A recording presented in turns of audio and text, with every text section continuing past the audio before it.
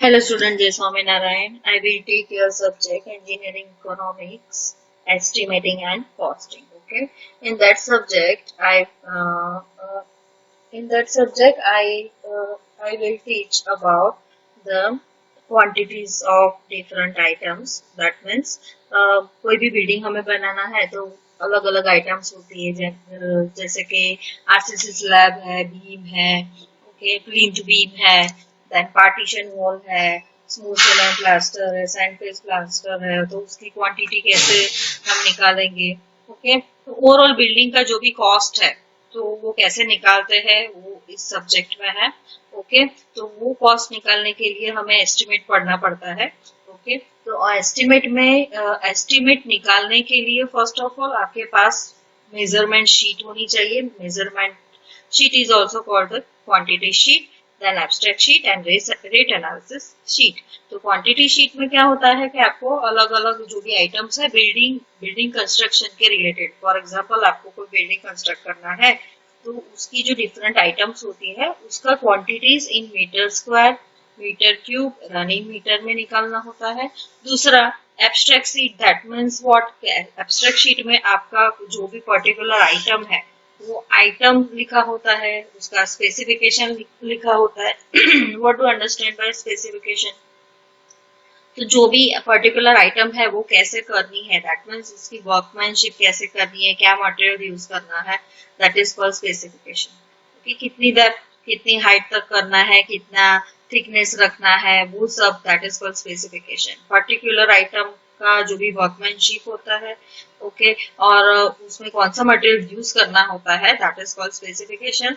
उसका अंदर डिस्क्रिप्शन होता है और तो उसका उस आइटम का स्पेसिफिकेशन होता है। दूसरा क्या होता है, उसमें क्वांटिटी होती है in metre cube, metre square, running metre. Okay, then rate for amount, that means amount उसका हमें लिखना होता है। वो अमाउंट कहाँ से आएगा, तो वो उसके लिए हमें अलग अलग पर्टिकुलर आइटम के लिए रेट निकालना पड़ेगा। ओके, तो रेट निकालने के लिए फर्स्ट ऑफ ऑल आपको अलग अलग आइटम्स का रेट पता होना चाहिए, that is called schedule of rates. Okay, तो शेड्यूल ऑफ रेट्स पे से आपको अलग अलग आइटम का रेट मिलेगा। वो रेट हमें लेके फिर हमें क्या करना है, particular item, for example RCC slab है तो वो आइटम का रेट पर मीटर क्यूब कितना होगा वो निकालना पड़ेगा। वो निकाल के हमें जो भी मैंने रेट एनालिसिस शीट में बोला कि रेट पर अमाउंट, दैट मीन्स अमाउंट जो भी है उसमें फिलअप करना होता है। और फिर लास्ट में आपको कॉन्ट्रैक्टर प्रॉफिट, देन सन्ड्रीज, वो सब ऐड करके आपको total cost of a building और total cost of a project आपको मिलेगा। तो एस्टिमेट कैसे निकाल सकते हैं, किस टाइप के एस्टिमेट्स होते हैं, ओके, उसके रिलेटेड ये सब है। Then after construction of that, for example कोई मुझे बिल्डिंग कंस्ट्रक्ट करना है और कोई बड़ा प्रोजेक्ट है कंस्ट्रक्शन के रिलेटेड, फॉर एग्जांपल ब्रिज है, देन आरसीसी ब्रिज है, कोई हैवी स्ट्रक्चर है, तो उसके लिए मुझे टेंडर भी निकालना पड़ता है। टेंडर, कॉन्ट्रैक्ट, किसी को कॉन्ट्रैक्ट देते हैं फॉर एग्जांपल, तो फॉर एग्जांपल मुझे ये स्ट्रक्चर कंस्ट्रक्ट करना है तो उसका कॉन्ट्रैक्ट मुझे किसी को देना पड़ता है। तो कॉन्ट्रैक्ट रिलेटेड भी एक चैप्टर है टेंडर, दैट मीन्स कि टेंडर का क्या प्रोसीजर होता है, टेंडर किससे कैसे निकालना होता है, ओके, टेंडर क्या है, ओके, उसके रिलेटेड भी इसमें चैप्टर्स है। वैल्यूएशन, दैट मीन्स आपका बिल्डिंग कंस्ट्रक्ट होने के बाद उसकी वैल्यू कितनी होगी, ओके, आफ्टर आफ्टर जो भी आपकी बिल्डिंग है उसकी वैल्यू आगे कितनी मिलेगी, ओके, तो that is related to valuation. तो ये सब चैप्टर्स हम पढ़ेंगे। Okay, but I will start with estimating and costing, engineering economics and estimating and costing subject, and I will start with the estimation chapter, unit number 2. Okay, what do you understand by estimate? Before undertaking the construction of a project, it is necessary to know its probable cost required to complete the proposed project. For example, कोई आपको construction करना है तो उससे पहले आपको पता होना चाहिए कि इसका कॉस्ट कितना है, वो जानना बहुत जरूरी है। बिकॉज आपके पास आप इकोनॉमिकली या आपके पास फाइनेंशियल स्टेटस है ऐसा कि भी आप वो प्रोजेक्ट कंप्लीट कर पाओ, तो वो सब भी उसके लिए हमें first of all construction cost और cost of a cost of construction total कितना होगा जो भी आपका प्रोजेक्ट का है वो हमें फाइंड आउट करना पड़ता है. Thus, an estimate for any construction work may be defined as the process of calculating the quantities and the cost of the various items required in connection with the work. That means अलग अलग items का कितना quantity होगा और cost कितना होगा तो वो हमें निकालना होता है. Estimate is prepared by calculating the quantities from the dimensions on the drawing for the various items required to complete the project and the multiplied by the unit cost of the item concerned. That means आपको जो भी है particular items है, for example अलग अलग items है आपके पास, तो वो अलग अलग आइटम्स का कॉस्ट कितना है, ओके, वो निकालना पड़ता है फ्रॉम एसओ और शेड्यूल ऑफ रेट्स में से. ओके, वो उसका यूज करके आपको पर्टिकुलर आइटम का रेट निकालना होता है और उसकी क्वांटिटी निकालनी होती है. वो उसकी क्वांटिटी निकालने के लिए आपके पास प्लान एलिवेशन सेक्शन जरूरी है. वो जो भी आपके पास plan elevation section, dimension of doors, windows, जो भी प्रॉपर डिटेल्स है वो सब पूरी आपके पास जरूरी है, तो ही आप क्वांटिटी निकाल पाओगे. Okay. Estimate is prepared by calculating the quantities from the dimensions on the drawing for the various items required to complete the project and multiplied by the unit cost of the item concerned. An estimate of a project is therefore a forecast of its probable cost. That means estimate क्या है कोई भी project का, तो वो आप advance में उसका कॉस्ट कितना होगा वो पता लगा रहे हो. दैट इज फॉर वो आप चेक कर रहे हो कि इतना कॉस्ट इसका कितना कॉस्ट हो सकता है प्रोजेक्ट का. That is called estimate. Quantity surveying. For any construction work, the process of calculating the quantity of various items of the work is called quantity surveying. And the costing, that means what? The process of determining the probable cost of the project after knowing the quantities of the various items and their unit rate is called the costing. The process of determining the probable cost of the project. Okay, that means ये project का cost कितना होगा after knowing the quantities of the various item and their unit rate. That means costing का मतलब क्या है कि overall जो भी प्रोजेक्ट है उसका कॉस्ट कितना होगा, प्रोबेबल कॉस्ट कितना होगा, वो कैसे निकाल सकते हैं. तो फर्स्ट ऑफ ऑल जो भी पर्टिकुलर आइटम है, जो भी अलग अलग आइटम्स है, तो वो अलग अलग आइटम्स का आपको क्वांटिटी पता होना चाहिए और उसका यूनिट रेट पता होना चाहिए from the rate analysis. Okay, तो ही आप उसका कॉस्ट निकाल सकते हैं. Data required for preparing an estimate. The following data is necessary to prepare an estimate of any work. That is plan elevation section, specification, item rates. Plan elevation section.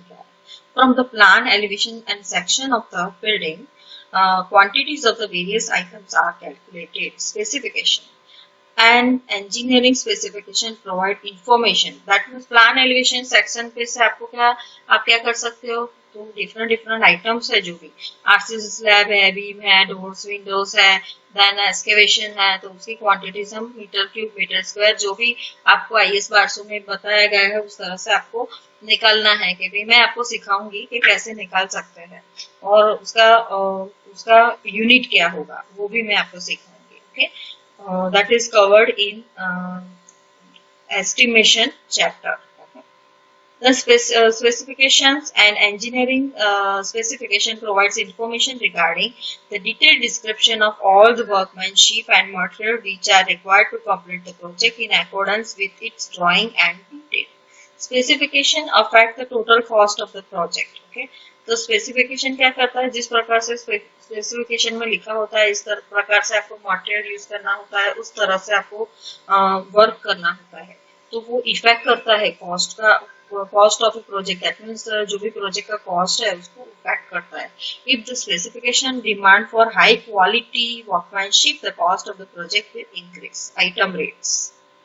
To prepare and estimate the rates of the various items involved in the project are required. The cost of an item is equal to quantity of the item into rate for item.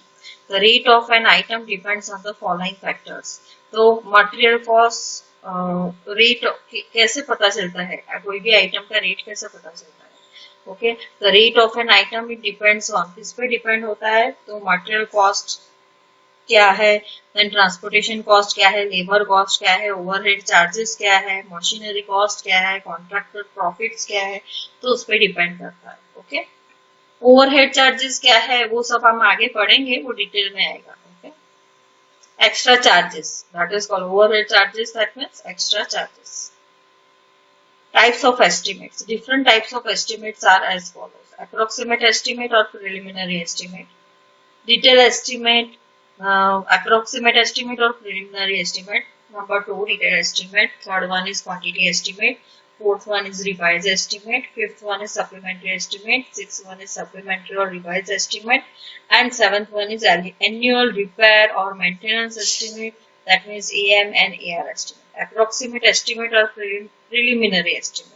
This is an approximate estimate to find out an approximate cost in the short time and thus enables the authority concerned to consider the financial aspect of the scheme for according section to the same. The approximate estimate is prepared from the practical knowledge and cost of the similar works. The approximate estimate is prepared from the practical knowledge. Approximate estimate कैसे prepare होता है?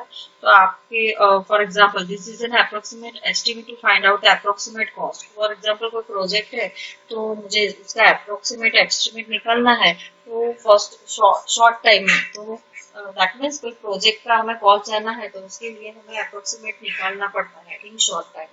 That thus enables the authority concerned to consider the financial aspect of the scheme for the according the section to the same. That means कोई project है उसका sanctioning करना है मुझे तो approximate estimate मुझे पता होना चाहिए तो भी उसका sanctioning हो सकता है.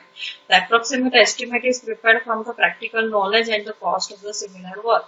तो अप्रोक्सीमेट एस्टिमेट कैसे निकाल सकते हैं? तो बाय प्रैक्टिकल नॉलेज आप निकाल सकते हो और फॉर एग्जांपल वैसे के वैसे कंस्ट्रक्शन अर्लियर कंस्ट्रक्ट हुआ है तो उसमें से भी आप अप्रोक्सीमेट एस्टिमेट निकाल सकते हो. The preliminary estimate may be prepared by the various ways for the different works for the building. First one is for the building, service unit method, plinth area method, floor area method, carpet area method, then cubical content method, typical bay method, approximate quantities method. Then for roads and highways, per kilometer basis depending upon the nature of the road, width and thickness of the metalling. For 10 kilometer of a state highway, approximate cost is 10 kilometer of a state highway, approximate cost is rupees 6 lakh per kilometer. तो total cost कितना होगा? तो 10 into 6 lakh, that means आपके पास 60 lakh rupees का cost होगा. For irrigation canals, per kilometer basis depending upon the capacity of the canal. The approximate cost of 10 kilometer length of the irrigation canal of 3 cubic meter per second capacity at rupees 1 lakh per kilometer. The total cost is equal to 10 into 1 lakh, that means 10 lakh rupees. Okay.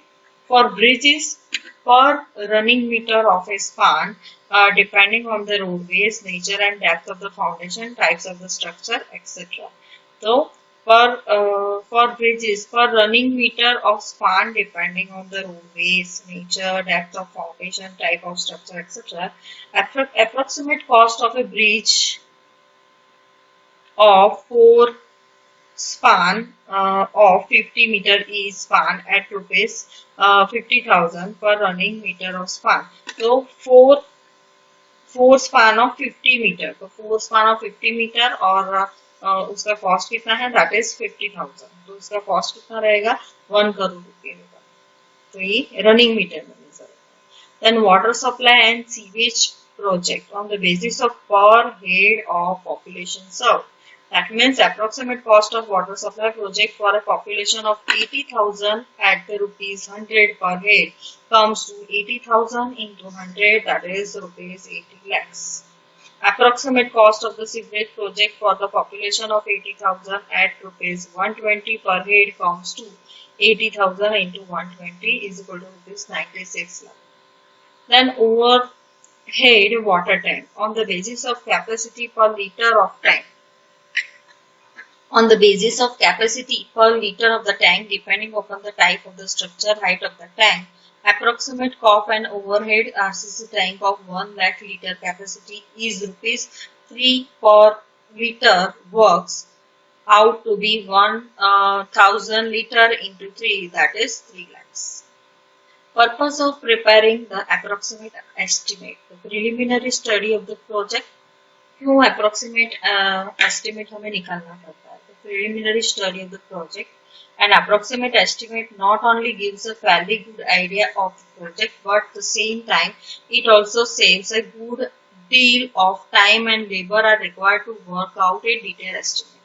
तो approximate estimate पे से हमें पता चलता है कि ये project जो भी है वो पॉसिबल है नहीं है, ये आइडिया है फैली गुड आइडिया, दैट मीन्स ये प्रोजेक्ट किस तरह से हो सकता है, कैसा होगा, उसके लिए कितना टाइम लगेगा, कितने लेबर्स लगेंगे, कितना मटेरियल लगेगा, तो उसके लिए हमें प्रिलिमिनरी स्टडी ऑफ प्रोजेक्ट के लिए भी ये अप्रोक्सीमेट एस्टिमेट काम में लगता है. Then administrative approval. For government or public body projects, approximate estimate with a brief report and site plan and layout plan has to be submitted to obtain the administrative approval. तो for government और public body projects के लिए आपको क्या करना पड़ेगा? Government और public body projects है उसके लिए आपको approximate estimate निकाल के with brief reports, site plans, layout plans उसके साथ में submit करना पड़ेगा for administrative approval के लिए. Then to investigate the feasibility. That means approximate estimate of a project gives an idea for the probable expenditure in the short time from the outline idea of expenditure.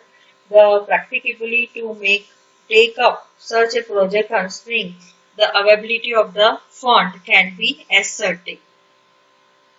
That means feasibility. That means if practically ये project feasible है कि नहीं है. Okay. तो कितना expenditure होगा, practically possible है कि नहीं है, ओके कितना फंड अवेलेबल है, वो सब जानने के लिए भी हमें ये अप्रोक्सीमेट एस्टिमेट यूज होता है. To get loan from bank, loan to get loan from the bank for insurance purposes, for deciding the taxes, okay, to decide rent of a building. Then detailed estimate. Detailed estimate is an accurate estimate consisting of working out the quantities of each item of the work, working the cost, the dimensions, length, breadth, height of each item are taken out correctly from the drawings, and quantities of the each from each item are calculated and abstracting and billing are done. The detailed estimate is prepared into two stages. First one is details of measurements and calculation of quantities. The details of the measurement of each item of the work are taken at correctly from plan and drawing, and the quantities under each item are completed or calculated in a tabular form named as measurement sheet. Okay तो जो भी हम अलग अलग quantities अलग अलग item के लिए फाइंड आउट करते हैं वो हमें मेजरमेंट शीट में लिखनी होती है. Then abstract or estimated cost. The cost of each item of work is calculated in a tabular form from the quantities already computed and total cost is worked out in abstract sheet. The rates of the different items of the work are taken as per the schedule of rates. तो हमें first of all abstract sheet complete करने के लिए हमें rate analysis करना पड़ता है. तो अलग अलग डिफरेंट आइटम्स है उसका रेट्स निकालना पड़ता है, that is called rate analysis. वो किस पे से हम निकाल सकते हैं? तो अलग अलग आइटम्स का रेट्स अलग अलग होता है. तो अलग अलग आइटम्स का जो भी रेट है वो निकालने के लिए हमें क्या यूज करना पड़ेगा? SOR, that is called schedule of rates. उसकी मदद से हम उस पे से पर्टिकुलर आइटम जो भी है उसका रेट हम लेके रेट जो भी अलग अलग जो भी मटेरियल है उसका रेट लेके हम पर्टिकुलर आइटम का रेट निकाल सकते हैं. Okay for the finish item of the work. Then percentage usually a percentage usually 3% of the estimated cost is added to allow for the contingencies for the miscellaneous pretty items, or a percentage of about 2% provided for the work charge establishment. The grand total thus obtained gives the estimated cost of the work. Okay. That means 3% contingencies, then 2% miscellaneous items के लिए हम provide करते हैं, जिससे हमें क्या मिलता है? The estimated cost of the work. If the abstract of the estimate form the column of the rate and amounts are left blank to be filled by the contractor, it is then known as a bill of quantity. The detailed estimate is accompanied with report, general specification, detailed specification, detailed drawings, plan, elevation, section, key plan, drainage, layout plan, etc. Then design data and calculation, analysis of the rates, etc. The detailed estimate first prepared to is submitted for the technical sanction and for the grant of the necessary funds. The purpose of detailed estimates क्यों करना पड़ता है? So first of all, to obtain the technical sanction from the competent authority.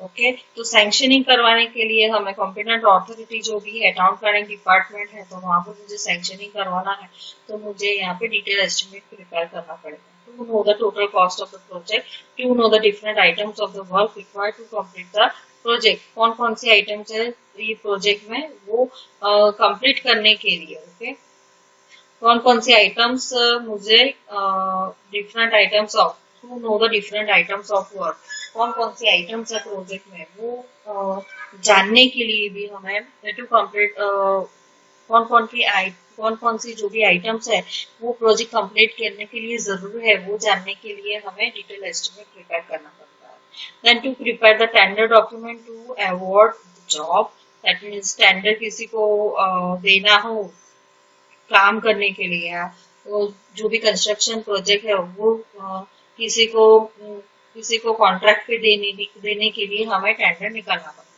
To check the tender submitted by the contractor to fill the tender by contractor to get the work to fill the tender by a contractor to get the work to check the bills of the contractor for the payment तो उसके लिए detailed estimate कैसे क्या bills of the to check the bills of the contractor for the payment then quantity estimate this is a complete estimate or a list of the quantities for all the items of the work required to complete the concerned project the quantity of each individual items of the work is worked out from the respective dimensions on the drawing of the structure to find the cost of an item and its quantity is multiplied by the rate per unit for that item. The purpose of the bill of the quantity is to provide a complete list of quantities necessary for the completion of any engineering project and when priced give the estimated cost and the project revised estimate. It is a detailed estimate for a revised quantity and rates of the items of the original estimates. A revised estimate is prepared and submitted for fresh technical sanction. It is required to be prepared under any one of the following circumstances. A revised estimate कभी use करना होता है, कभी required है. When the original sanction estimate is exceeded or likely to exceed by more than 5%. That means आपने जो भी project का कॉस्ट निकाला है और एस्टिमेट निकाला है वो एक्सीड हो रहा है अगर जो अप्रोक्सीमेट कॉस्ट आपने जो भी निकाला है okay original sanction when the original sanction estimate जो भी अपने ओरिजिनल सैंक्शन एस्टिमेट जो भी है आपका वो 5% से ज्यादा हो रहा है ओके तो आपको रिवाइज एस्टिमेट करना पड़ेगा when the expenditure on the work exceeds or likely to exceed the amount of administrative sanction by more than 10%. That means when the expenditure on the work exceeds जो भी expenditure है जो भी खर्चा है कोई भी work है उसके related वो likely to exceed the amount of administrative sanction by more than 10%. वो 10% से ज्यादा बढ़ रहा है expenditure तो for work more than 5 lakh okay तो भी आपको रिवाइज एस्टिमेट निकालना पड़ेगा okay that means when the expenditure on the work कोई भी वर्क है उसका एक्सपेंडिचर एक्सीड होता है okay exceed or likely to exceed the amount of administrative sanction जो भी एडमिनिस्ट्रेटिव सैंक्शन है उसका जो भी एक्सपेंडिचर है बढ़ रहा है 10% से ज्यादा हो रहा है तो आपको जो भी एस्टिमेट आपने निकाला है वो रिवाइज करना पड़ेगा when there are material deviation from the original proposal जो भी मटेरियल जो यूज करना है उसकी जगह पे दूसरा मटेरियल यूज किया है तो भी आपका एस्टिमेट रिवाइज करना पड़ेगा but not due to material deviation of the structural nature structural material deviation in structural nature उसकी वजह से नहीं, बट आपको material deviation from the original proposal, जो भी ओरिजिनल प्रपोजल है उसमें बताया है प्रपोजल के भी ये मटेरियल यूज करना है तो वही करना है, even though the cost may be met from the sanction estimate when there are material deviation from the original proposal but not due to material deviation of a structural nature.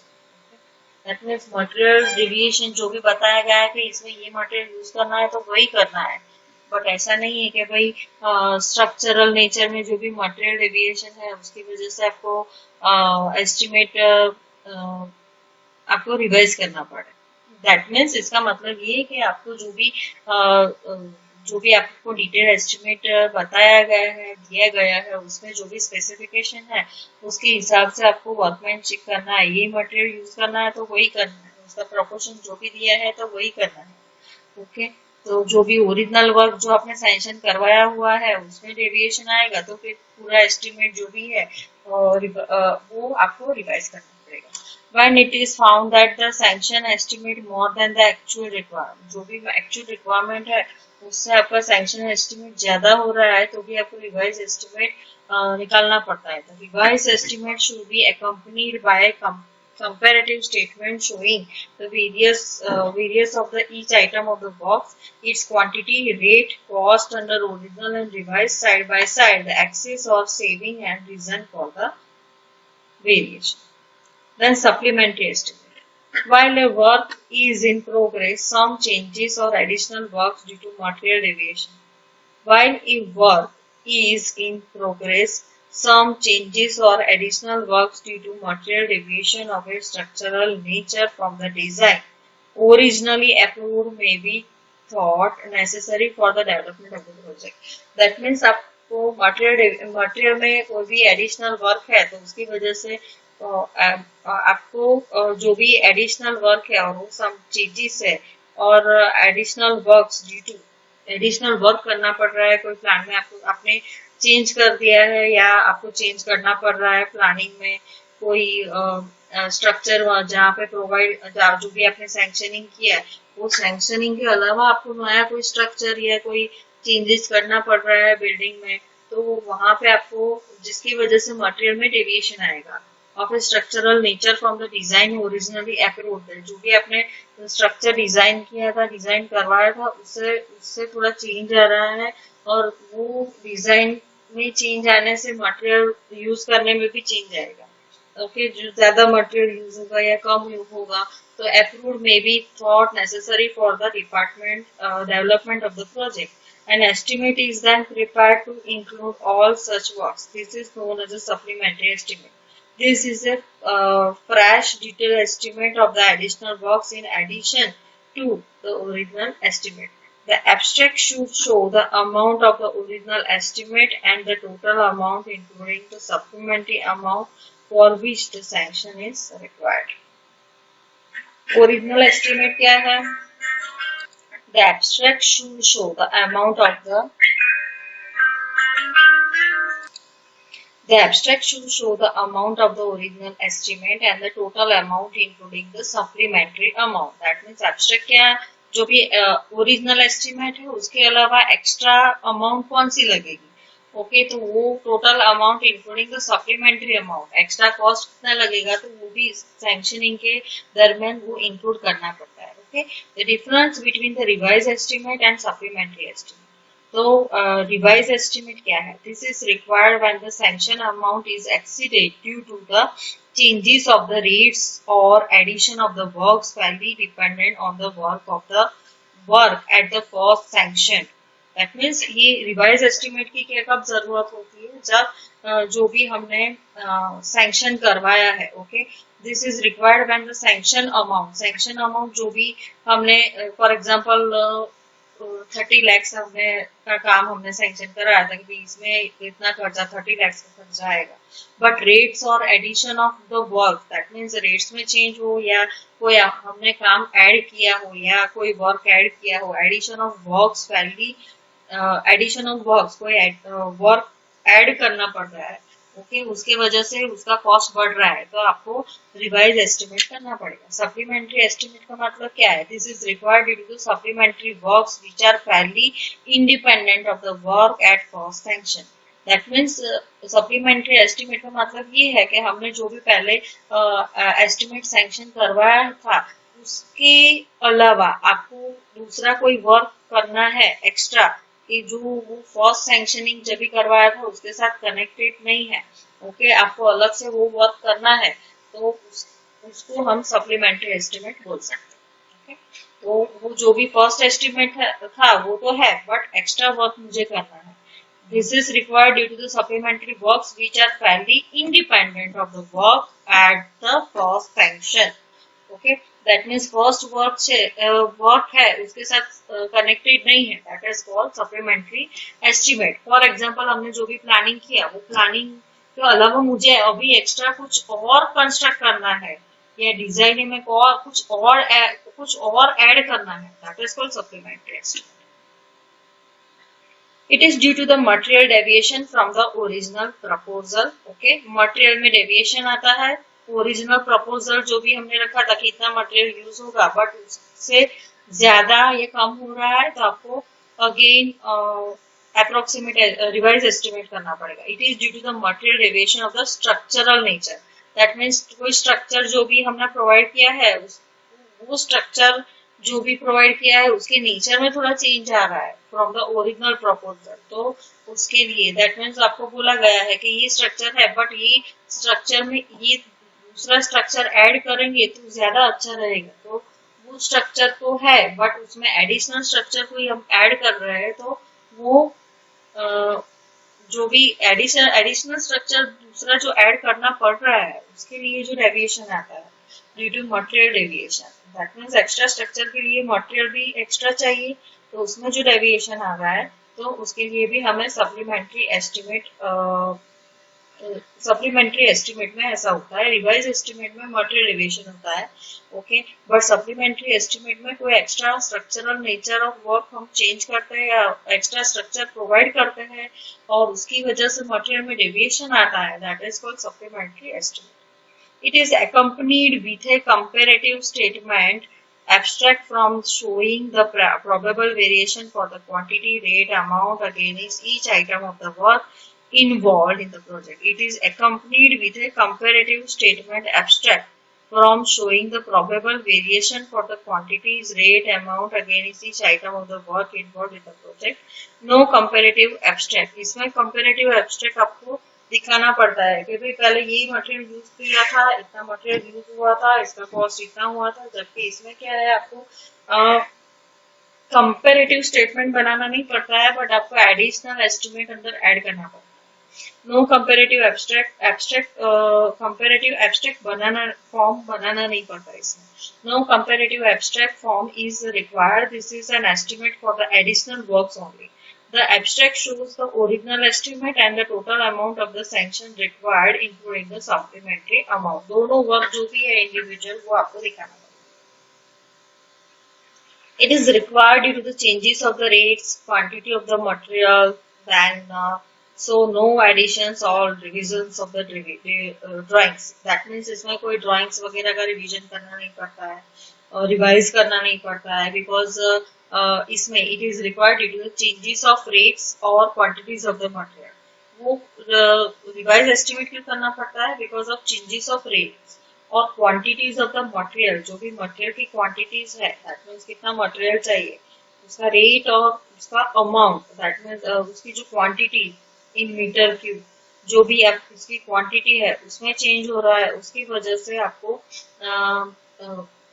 उसमें change होने से revise estimate आपको करना पड़ता है.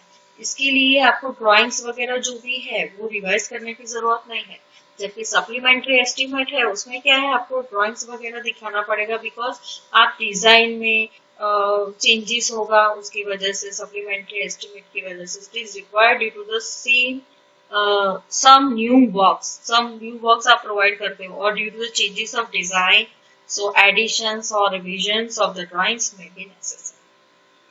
Then next, supplementary and revised estimate. when a work is partially abandoned and the estimate cost of the remaining work is less than 95% of the original work.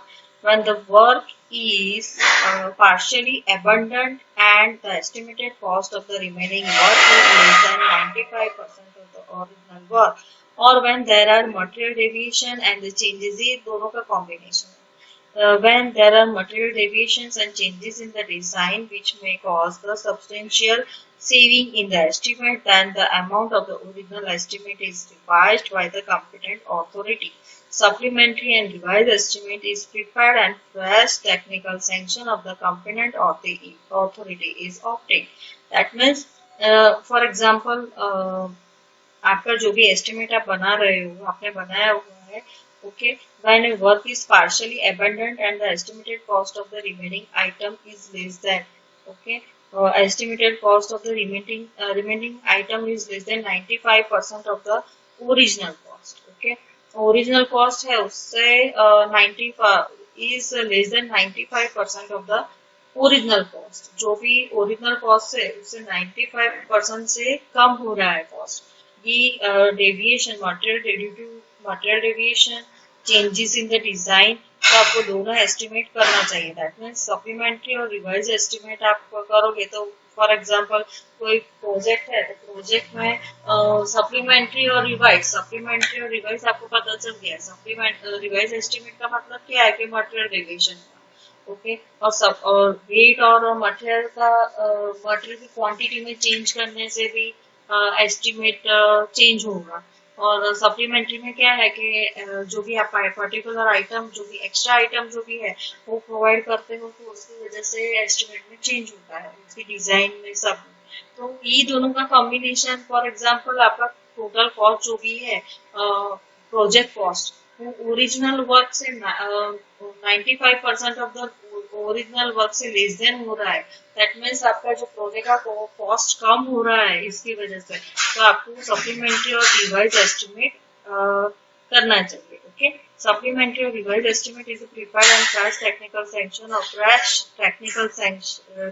Sanction of the component authorities obtain. Annual repair and maintenance estimate. Annual repair and annual maintenance estimate is a detailed estimate and is prepared to maintain the structure or work in proper order or safe condition. तो repair और maintenance estimate क्यों करना पड़ता है? Is a detailed estimate and is prepared to maintain the structure.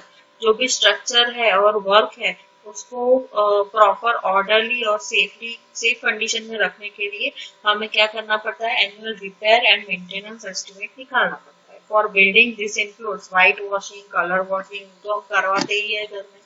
Okay, minor repair work है. For road works है, that is estimate includes patch repairing, then renewals, repair bridges, repairs of culverts, etc. For the buildings, the quantities are based on the previous measurements recorded in the standard measurement book for the PT works, such as replacement of the glass panels, then repairs of the floors, then patch repairs to cement plaster to walls, etc. Whose repairs cannot be estimated in the beginning. Only lump sum provisions is made for the different items in the estimate. The total estimated cost of the maintenance of a structure is generally capped within the prescribed limit. The total estimated cost of maintenance of a structure is generally capped within the prescribed limit on percentage basis of the cost of the construction of the structure and its importance. Okay. अभी types of approximate estimate for the building वो हमें पढ़ना है, वो हम next lecture में पढ़ेंगे. Okay, thank you.